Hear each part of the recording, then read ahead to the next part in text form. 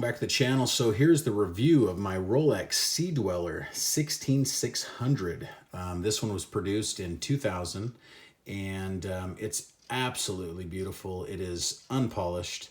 You can see the factory brushing there, factory polishing, and it is untouched. If you look at that bezel, has not even been messed with. It's still pretty damn sharp. The underside of the case is still very sharp. So I love it because it's just untouched, unmolested. The movement is running absolutely perfect. You could tell, I mean, over 20, the watch is 20 years old and the movement runs cherry, and we'll show you that. I'll put it on the time grapher. But since it runs so well, you could tell that the movement's been, serviced. So let's get into this real quick. So that's pretty much my Grell watch. If you've been watching me or following me, I had the Submariner 14060 real briefly there. It just wasn't in good enough condition for me, and I was able to trade up for this. So that's why this is here. Now this, if you guys don't already know, I'm not going to get into all the history, but in 1967, that's when the first Sea Dweller came out. It's a saturation diving watch. I mean, these have a helium escape valve. The Submariners, when they would reach, deep depths, the crystals would pop off. The Sea Dweller has that mechanism, the helium escape valve, so that'll pop out, it'll decompress, and your crystal's fine. It won't pop off. So this thing goes down 4,000 feet into the ocean, so 1,220 meters.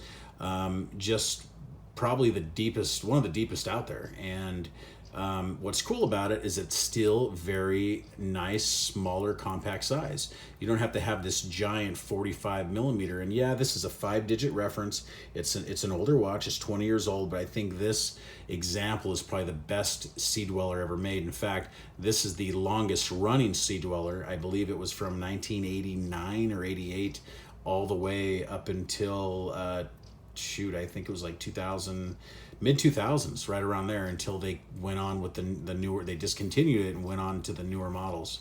But this is just like the Rolex Submariner 16610. That's also the longest running Submariner. So anyway, of course, it has a sapphire crystal. The size of this is 40 millimeters from side to side. It is 14.5, just about 14.5 millimeters thick. It has a wingspan of 48 millimeters, okay, and 20 millimeter lugs. Because it's a 40 millimeter, it fits on the wrist so well. If you look at it on my 7.5 inch wrist, it wears just like the Submariners I've had in the past. The only thing that's different is it's thicker, okay?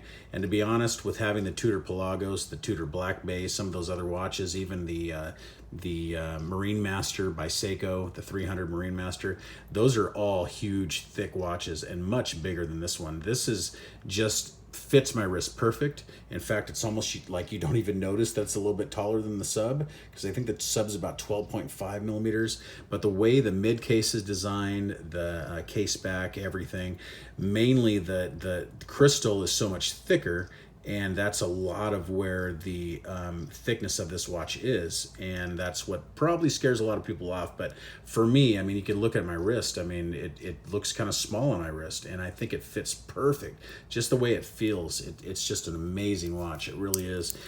This is definitely my Grell watch. It's gonna stay, and I love it. It's really more under the radar compared to wearing like a Sub. Everyone's wearing a Sub.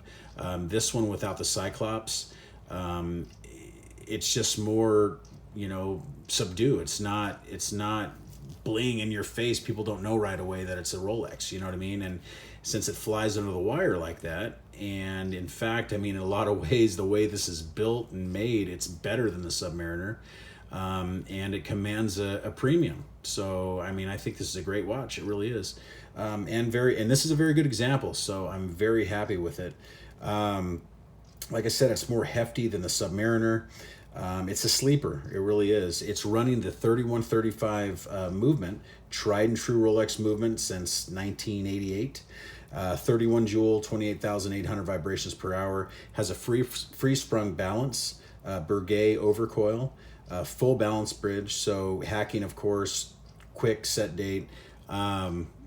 just a great tried and true movement. This one is very accurate. I'll throw it on the time grapher right now and we'll check that out. But it's keeping excellent time. Let's see here. So you guys will see here in just a moment. And then we'll do a loom shot as well. So you can see we're at plus 2 seconds a day, 308 amplitude, 0.2 beat error. If it stays on here long enough, the beat error is going to drop to like 0.1. I've seen it at 0, 0. So 28,800 vibrations per hour, of course. But the movement's in very good condition. It's running strong. So I'm extremely happy with it. You know what? Most Rolexes that I've ever had and check the timing, they're always perfect. So unless it needed a service, so they're made so well. They're tightened up quite a bit, so you get great accuracy. Let's do a loom shot real quick, and the loom is still really good. Of course, this is a Swiss-made dial. It's from 2000, so it does not have tritium. It has a super luminova. So we're going to demonstrate that right now. This thing nice and loomed up. Yeah, there we go.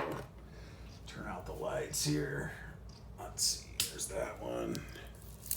Let's do this one. Oh yeah, look at that. Great loom, evenly applied. Just looks great. Goes all night long. You know, they don't have, it's not like the super case on the newer Rolex sports models where you have huge loom plots, you know, but this will last all night long and it's very bright. So it's more than what you need.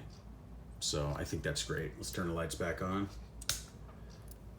So like I said, we can kind of go over, let me show you, because I really didn't get into it. So this Sea Dweller, of course, it has solid in-link bracelet, solid in links there. You have hollow links though, okay, which this is something Rolex did for quite a while. They're hollow links, which this one doesn't really have any stretch, like hardly any.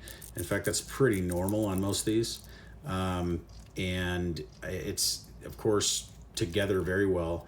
Nice clasp. People complain about these clasps. I've never had any Rolex fall off my wrist or come apart or anything, so I'm not worried about that. Here's your diver's extension, pops off like that. You know, there it is there. Very nice. Put that back in. Let's see. There we go. There's your case back. Rolex Oyster. Let's see. Original gas escape valve. And the crown on these things, very hefty crown. Oops. Get the camera there, sorry about that. But if you look at that crown, see how that, it's got that trip lock, it's got that extra O-ring in there, but super watertight. It's an Oyster, so you're not getting any water in here. And because of the case, or the crown and everything, and having its higher depth rating, the case is much thicker, so the crown doesn't look as big. Like on a Submariner, the crown looks bigger on a Submariner with the 5 different reference, like a 16-610. It looks like it's bigger, but this is more, in my opinion, more proportion with the case, and it looks good. So drilled lugs on this model, and like I said, really no dings or dents, just little tiny little dings and some little scratches here and there throughout. Nothing major whatsoever. You can see it. See, nothing major, just normal wear and tear. Okay, so like I said, untouched, has factory bevels on the top of the lugs there, factory brushing. You could see that. You know, so some of these you got to be very careful when you purchase these. Some of them you get, so you can see all that graininess there. That's from the factory. So some of them you'll get, they'll over polish them, and just, if they don't know what they're doing, if it doesn't go back to someone that knows what they're doing, or goes back to Rolex, they'll mess it up. And you'll have, you know, lugs that are thinner than one side from the other, and it's just, they'll ruin your watch. So I'm really happy this one is untouched. The only blemish I really see is right here at the very bottom. There's a little nick on the crystal, which I don't even care. And if you notice, this doesn't have the little Rolex crown at the very bottom of the crystal, because they didn't do that in 2000.